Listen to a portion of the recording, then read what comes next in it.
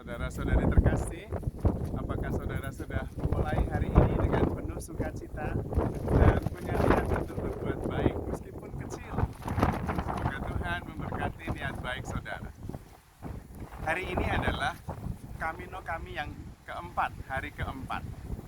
Dan hari ini sejak awal angin kencang, hujan terus-menerus, hawa agak dingin. Tetapi hati kita penuh sukacita. Tidak khawatir dengan hujan, karena sudah 4 hari hujan terus. Hari pertama, kedua memang kita khawatir dengan hujan. Hari kedua, hari ketiga sudah tidak lagi khawatir. Dan hari ini malah kami penuh sukacita. Maka benar apa yang dikatakan oleh seorang mistis modern, Thich Nhat Hanh. Dia mengatakan seperti ini: If you know how to suffer, you will suffer less. Kalau Anda tahu bagaimana menderita, caranya bagaimana, Anda akan menderita lebih ringan. Dan rupanya seperti itu. Hari pertama kita khawatir tentang hujan dan sebagainya. Hari keempat hujan dan hujan sudah tidak masalah, sudah biasa. Dalam hidup kita seperti itu. Kalau kita sudah biasa menderita bukan beban lagi. Apalagi kalau kita tahu bahwa hidup itu sulit. Sehingga kalau hidup itu sulit, ya memang tahu hidup itu sulit. Kenapa mesti mengeluh? Hidup memang sulit. Dan itulah sebuah pengalaman dalam perjalanan. Dalam perjalanan kita bisa menemukan bagaimana kekuatan itu bisa muncul. Dan memang udara dingin, hujan, panas itu adalah keadaan yang berasal dari luar kita. Bagaimana kita mengalaminya, itu yang ada di dalam.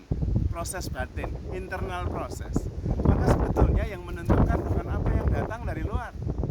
Bisa saja hujan mengeluh. Kenapa hujan? Bisa juga panas, mengeluh juga.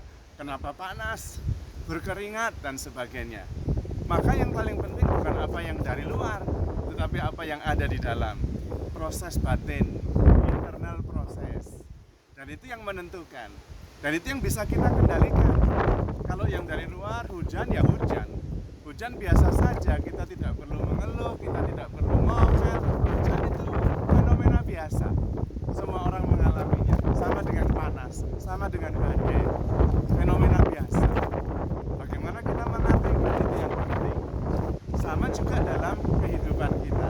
Kalau kita mengalami senang, kita tahu bagaimana bergembira. Kalau kita susah, kita tahu bagaimana menghadapi kesusahan. Yang paling penting adalah internal proses batin yang terjadi di dalam. Sehingga apapun yang terjadi, kita yang mengendalikan, kita yang menentukan. Apalagi kita yakin dan percaya bahwa Tuhan selalu bersama kita. Tuhan menemani kita. Seperti saya sekarang di belakang itu ada kapel. Kita bisa berdoa sejenak, memandang sakramen Maha Kudus dan memperoleh kekuatan kembali. Dalam situasi yang sulit pun Tuhan ada di sana.